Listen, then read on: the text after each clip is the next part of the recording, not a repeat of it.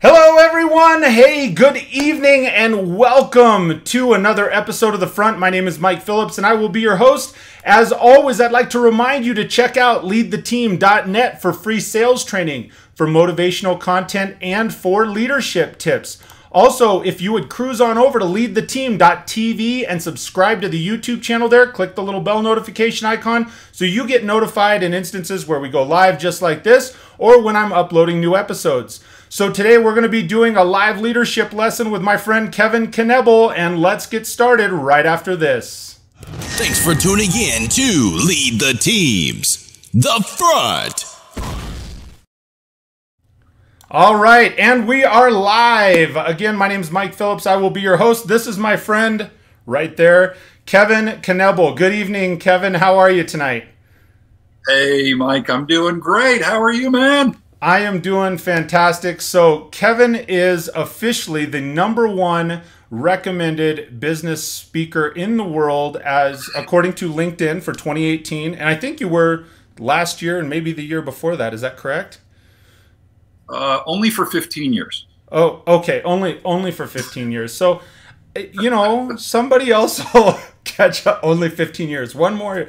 And So anyway, as we're jumping in, if you would, Kevin is awesome. Kevin and I have known each other now for a year and a half, 2 years, couple years. Personally, I mean, we've known each other casually online, but decent here for a couple years. So, Kevin, do me a favor, if you would, just kind of give the viewers, the people that are watching here, a brief history of who you are, what you do, and where you're at now. Well, thank you, Mike. It's great to be here. I appreciate your kind offer to come on your awesome show, The Front. I love the intro. My name's Kevin Knebl. I live in Monument, Colorado. I was born and raised in New Jersey, where they eat their young. What I used to do for a living many years ago was I was a piano player in New York City. I ended up getting married, and then through a chain of events got into sales, which was the last thing in the world I ever thought I would have gotten into as a professional piano player. Had some great mentors that really taught me that long-term success in sales is about sincerely and authentically connecting with people. I was blessed to become the top salesperson for 4 separate companies in 4 separate industries, including being the top salesperson in the world for an international consulting company with over 350 salespeople in 15 countries. Had a very successful sales career.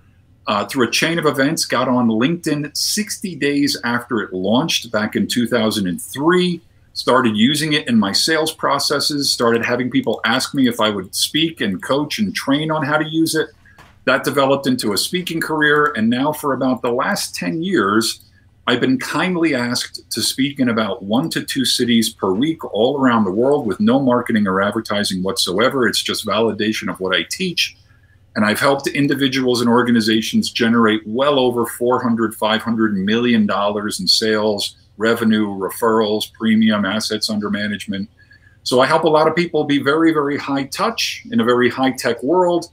And I get on my knees every day because I know where my blessings come from. And I'm like a kid on Christmas almost every day. So that's my story, Mike, and I'm sticking to it. You get that, I'm sticking to it. That's the Jersey talking in you. So as we're getting into this, so again, I know absolutely phenomenal salesperson. I know you've used the tagline high tech and high touch, or maybe I have them backwards. Yeah. Is that right? High tech, high touch. High touch. Yeah. I've watched you speak several times and are absolutely phenomenal. I'm going to ask you one question. So if there was one single thing, if you could pinpoint it down to one thing, if someone was talking to you that you are known for, what would you say that singular thing would be? Other than my receding hairline and my big nose? Other than those 2 things, yes. I'm kind of known for being very, very sincere and authentic. And that sounds weird. I don't usually say to people, hey, I'm kind of known as being sincere. But a lot of people tell me, Kevin, you're extremely relatable and extremely real. And I would agree with that. And I would say that people do business with and refer business to people who they know, like, and trust. So I'm kind of known for helping people really create sincere and authentic know, like, trust. That's Okay. maybe how I would sum it up. Yeah. No, that's good. So when you are speaking, when you're speaking, are you doing more? Because I know you and I have talked several times. Are you doing more at conferences? Are you doing more in business type seminars, one-on-one coaching? What is that? What are you doing more of, and what do you like doing the best? I do all of them. Actually, I'm kindly asked to speak, as I mentioned earlier, in about 1 to 2 cities per week. So I travel pretty extensively. I'm typically speaking at conferences. I do a lot of work in financial services, but certainly not exclusively to financial services. I speak at a lot of conferences, and those could be keynote presentations or longer, which typically is 60 to 90 minutes.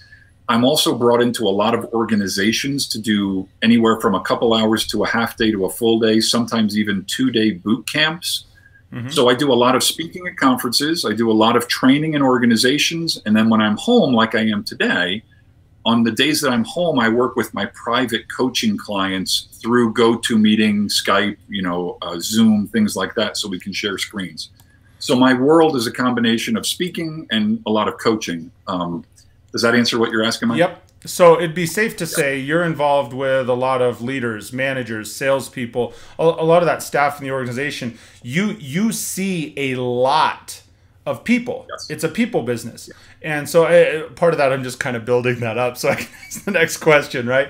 But as far as leadership is concerned, because this is about live leadership lessons. So when you are surveying an organization, when you're engaging with the top leaders and the managers, and you're speaking to some massive organizations I've seen over time, when you're engaging with those people, and I know you're an observer too. What would you say are 2, 3, maybe 4? What key characteristics would you say define a great leader within the business world in an organization? Great question. Let me preface my answer by saying I don't consider myself to be a leadership expert. There are many people out there who are leadership experts. But what I really focus on are sincere and authentic relationships. What I find, the way it looks to me, Mike, is that people that know how to sincerely and authentically create, nurture, and deepen relationships, they're naturally often referred to as leaders. I see a lot of people who study leadership material, but there's a disconnect between that and taking a sincere interest in other people. I see people that take a sincere interest in other people just naturally becoming leaders without the stated goal of becoming a leader. So there's an irony in that. Right. I find somewhat of a paradox in that. That it's if somebody wants to become a leader, there's actually nothing easier in the world to do than to become a leader. And that might sound somewhat, crazy, but when we take a deep, sincere, and authentic interest in other people, the likelihood of us becoming a leader goes through the roof. But if we just try to become a leader through strategies and techniques, it doesn't work as well.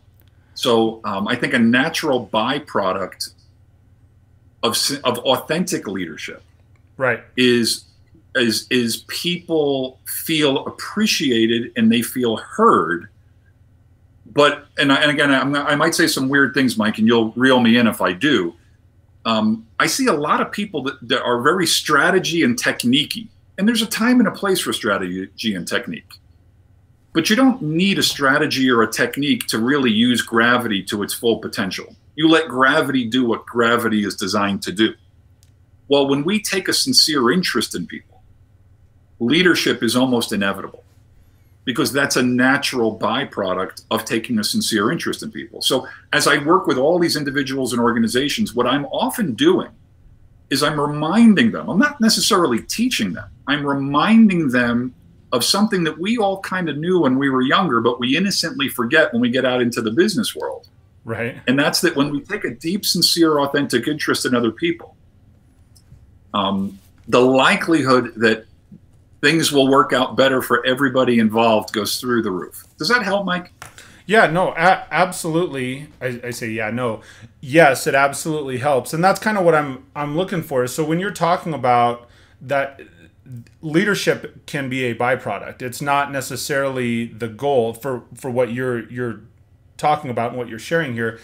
For many people, they go in thinking, well, my goal is to become a leader. My goal is to have a leadership title, right? But the leadership's not about the title. It's about all the actions and the things that they do leading up to that. Yes? The irony. Oh, the irony. Yeah. Right. You've seen a lot of people in those kind of leadership and management roles. Would you agree with this statement? And this is kind of off the script here, if you will. So, well, there was no script, right? Well, no. Would you agree that there are many managers that should not be in a management role? Or let me rephrase that. When you're looking at management and leadership, do you believe that those coincide? Are they the same thing? You end up with different pieces to those? Because that, those kind of become buzzwords a lot of times. They go, oh, no, a leader's over here and a manager's over here. How do you view those differences? Or are there differences? That's a really good question. I think my high-level answer would be that people follow a leader. Because a leader inspires people. They inspire people for multiple reasons. Maybe it's their passion, maybe it's their sincere interest in it. Whatever it is, a leader, a true leader, not somebody just with the title leader, somebody that we really look up to as a leader. The reason we usually look at them as a leader is because they're inspiring. But can managers be inspiring? Yes, they can be. But a manager's job is to manage people. And a lot of times they forget that, that to do that really well, inspiration should be one of the components of it. So a lot of management could be more dictatorial. It could be more, I got to answer to somebody upstairs, so you got to hit your numbers and do whatever you got to do to hit your numbers. But I'm not trying to throw managers under the bus here. No, I get that. I'm just saying that from a high level, most of the people that we would consider to be leaders in any field, in any realm, usually the reason why they've become a leader is in some way they're inspiring. But I don't know that the same could be said of managers. Does that make sense? Yes, absolutely. So I'm gonna ask you this. Because I do have a couple preconceived questions, and this is one that I always like asking everybody. And I ask it on every show. Is I say, okay, so I've heard it asked, and this could apply to leadership, this could apply to sales, this applies everywhere. And many people on many shows say, hey, Kevin, so if you could go back in time and give yourself, right, this advice, and I don't ask that question because you can't go back in time. I can't go back in time. We're past that. So here's the question that I would say. Since you can't go back, or I can't go back and tell our teenage selves, hey, here's this one thing, or if you do these three things, right? Everybody says, hey, if you could go back in time, Kevin, and you say, well, first I'd invest in Google, right? That's one of the things many people, or Apple, you're an Apple guy, right? But they say, oh, I'd go get in its infancy, right? So since we can't go back, what few things would you tell somebody right now, the young man or young woman that's 20 or 25 or 30 years old that's coming up in business, what 2 or 3 key things do you think you could give them as advice, either to advance as a leader, if they're saying, hey, I want a leadership role, or as a manager, or just in business? If they want to advance their career, they say, look, I'm here, and I know I don't want to stay here. I want to go here. What 2 or 3 pieces of advice would you give them? I think my answer might sound a little odd at first, but let me flesh it out. I don't consider myself a teacher so much, although people call me that. I consider myself a reminder.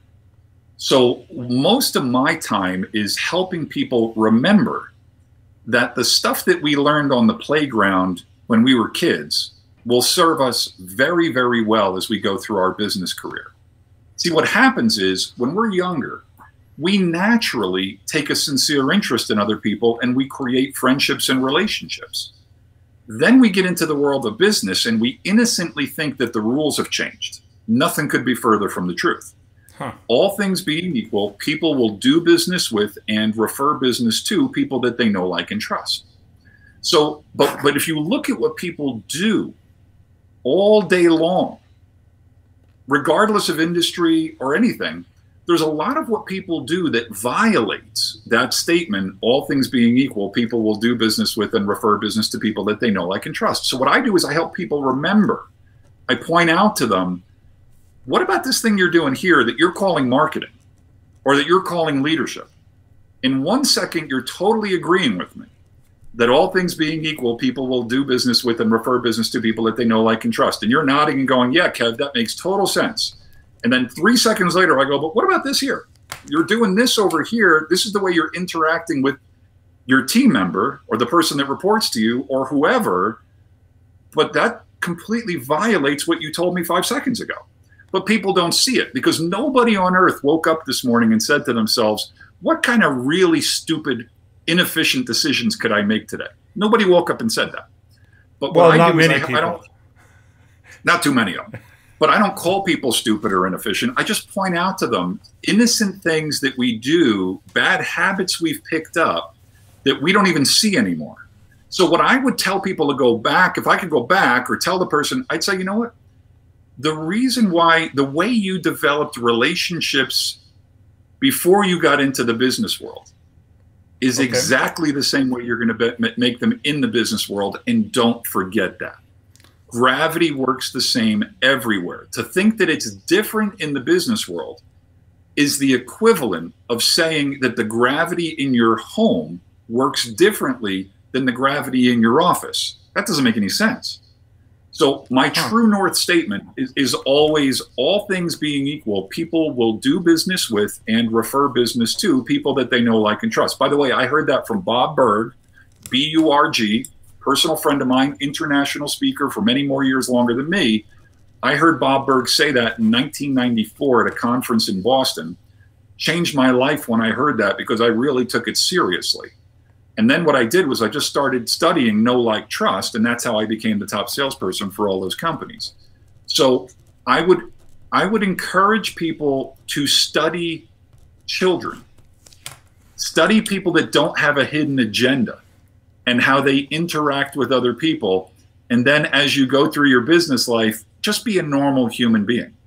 Don't be a walking, talking, thinly veiled or not so thinly veiled sales pitch. Get rid of the commission breath. Talk like a normal human being and take a sincere interest in people. And you literally will not be able to keep up with the demand for people that are asking to work with you and throw money at you. That would be my answer, Mike.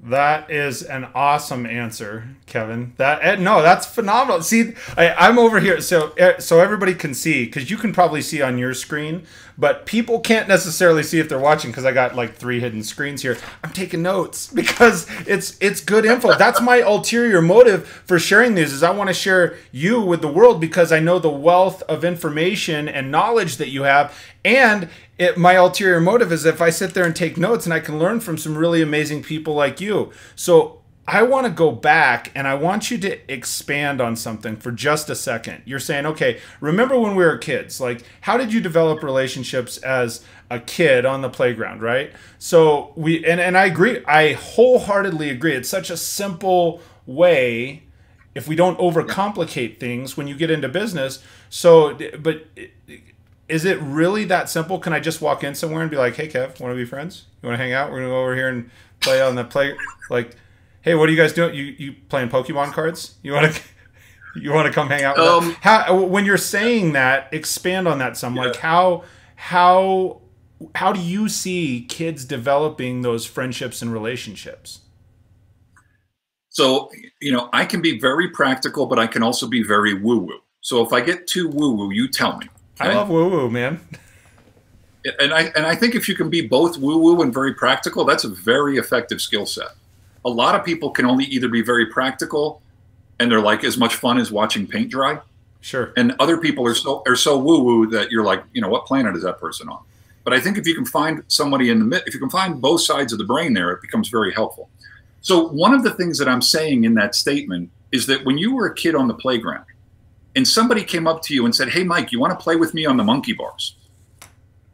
Okay. You probably were like, "Yeah." You were like, "Yeah, let's go play on the monkey." You didn't say to him, "Well, you know what? What kind of car does your dad drive? I need to know the answer to that first before I decide whether I want to get on the I need to see an income statement before I decide to get on the. Now, where am I going with all that? Well, that's kind of what happens in our mind. When we meet people, a lot of the time, we're not even really present. There's so much, our mind is going so fast, and you're trying to impress me with your Rolex or your strategically placed Mont Blanc, which by definition is an indication that you're already acting.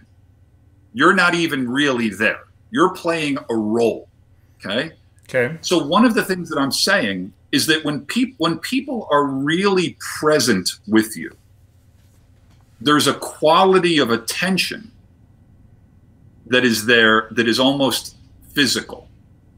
But I don't mean like in a weird psycho kind of way. I mean, when somebody's really there with you, you can feel it. There's a feeling conveyed.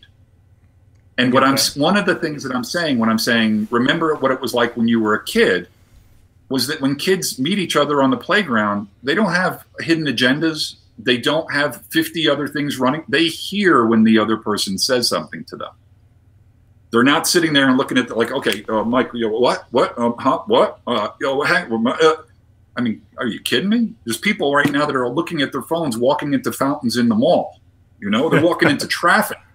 Yeah. I saw something today on the Drudge Report that said that a percentage of the childhood drownings that are happening right now in the United States are happening because the parents are looking at their cell phones while their child is drowning. Oh my gosh, that's terrible. Now process that. Process what I'm saying. You want to talk about lack of attention. If parents are being transfixed by their phone while their children die, if it's that bad, how bad is it in the business world when people just get together and they're not even really hearing anything that the other person, because see, what most people suck at is they suck at conversations. And because they suck at conversations, then they wonder why they struggle in business. And what I help people do is get more present. And because when you're really with somebody and you're really there, people like that. But it's not a technique. It's not a strategy. It's a byproduct of taking a sincere interest in people. When you take a sincere interest in somebody, people can tell. And they can also tell when you're just like going through the motions. So what I'm really doing is I'm really helping people reconnect with themselves and by extension, reconnect with the other person that's in front of them, whether it's face-to-face, Facebook, email, whatever it is, because a communication tool is only as effective as the communication skills of the person using the tool. So do you walk into an office and say, hey, do you want to play Pokemon? Not necessarily. But when you walk into an office and you're very relaxed with who you are, there's a presence that comes across to the other person that relaxes them. And the likelihood of you guys doing business together goes through the roof versus me coming in and having, and I'm not denying that you have an agenda. You want to sell something or whatever. But Mike, what's your wife's name? Brooke. Brooke? Brooke, yep. When you met Brooke the very first time face to face, I don't care where it was. Were you attracted to her? Yeah, based on looks. I mean, just initially, a real short conversation. There was absolutely. She was attracted to me, clearly, just so you know. Well, obviously. You were attracted to Brooke right out of the gate. Sure. I'm going to bet as much money as you want to bet me that you didn't try to kiss her in the first 15 seconds. That would be a good bet. You're correct. I did not try that. But that doesn't mean you weren't attracted. It didn't mean you had a hidden agenda. It just meant that you were a normal, fully functioning, rational human being. Now, really hear what I'm about to say next. Okay. All of you listening to my voice right now, whether it's in the future and you're driving down the highway or whether you're live on Facebook right at this second, almost every single thing that you have been taught since the day you were born in terms of sales and marketing is just 1,000 variations on how to walk up to strangers and try to kiss them. How's it working out? It ain't working out. And then we wonder why we don't get our phone calls returned. And we wonder why our prospects go into the witness relocation program. Because we are completely violating what we just agreed to, which was all things being equal, people do business with and refer business to people that they know, like, and trust. You don't walk up to strangers and try to kiss them. But in the world of sales, that's exactly what you're doing all day. And then you're wondering why you're not getting your phone calls returned. But if you took a sincere interest in them as a human being and not as a breathing commission check, when you do come around to talking about your product or service, they'll hear you with open ears and an open mind and not with so much skepticism and cynicism. So you probably had a conversation with Brooke, and then at some point you had coffee or something like that, and eventually you kissed, but it wasn't in the first 30 seconds. Absolutely. So the irony is actually slowing down a little bit on the front end will get you where you want to go on the back end so much faster. But that sounds like manipulation, but I'm not talking about manipulation. I'm just talking about being natural. Things grow naturally. When we try to accelerate the growth process, that is highly unnatural. And the likelihood of it working is very small. See, the challenge for most salespeople is they just don't have enough sincere and authentic conversations going with enough people at the same time. When a salesperson has enough sincere and authentic conversations going with enough people at the same time, then they can allow the law of averages to work in their favor. But when they don't have enough sincere and authentic conversations going with enough people at the same time, they are literally having the law of averages work against them. But they do it innocently. They have no idea that that's what's happening. The reason why my business has always been 99% by invitation and referral only, the reason why I was the top salesperson in the world for 4 different companies was because I knew it was my #1 job to start sincere and authentic conversations with enough people that were in a position to either hire me or refer me. And if I did that, then I could actually, even if I screwed it up, the law of averages would work in my favor. That's a mouthful, folks. You might want to rewind that one. That's phenomenal. Rewind that one, listen to that a couple times. Absolutely. Okay? Rewind it, watch it a couple times, rewind it, listen to it a couple times. So on that note, Kevin, we're kind of coming right up to the end. Awesome.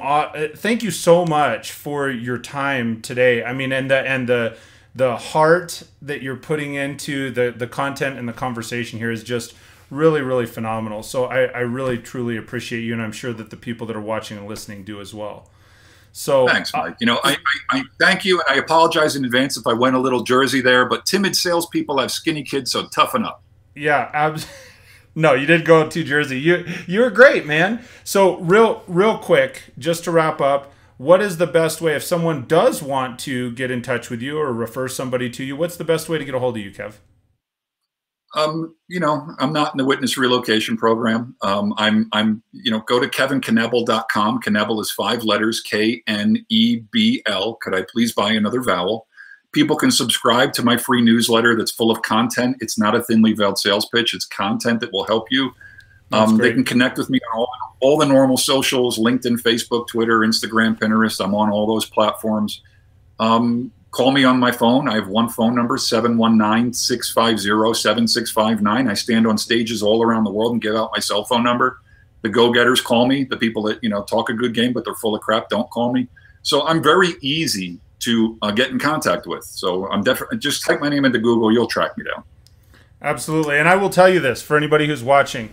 One thing I forgot to say at the beginning, because I always get all hyped up. One, if you gain something out of this video with Kevin and myself, please share the video. It's too awesome not to share it. Second, I will tell you, if you call Kevin, he does call you back. That's how you and I met. I picked up the phone, I called you, I said, I'm just going to call this guy. And craziness, shocker, he calls back. And it was one of those, I think you started with like, hey, this is the actual Kevin Knebl, not my answering machine. And I'm thinking, well, you called me. Right. so if you recall, so that's going to bring us. I don't recall, but I probably, I just say I don't have a filter. If it's going through my head, it comes out. And again, that's another example of just being real. Absolutely. Not scripted. Just be a real human being. Yeah. So Kevin, thank you so much. I'm going to slide it over here and wrap it. So thanks for joining me today. For those of you that have joined us for another live leadership lesson here with Kevin Knebl this afternoon, thank you so much for taking and investing your time with us. I hope you've gained something out of it. Please make sure that you give the video a thumbs up, share it on your social media, connect with me online at the front. And you can also go to leadtheteam.tv, as I mentioned at the beginning. Subscribe to the YouTube channel. I post 2 new episodes each week, and I would love to have you join me. Until we speak next, I will tell you what, everybody, I hope you have an absolutely fantastic day. We'll talk to you soon, everyone.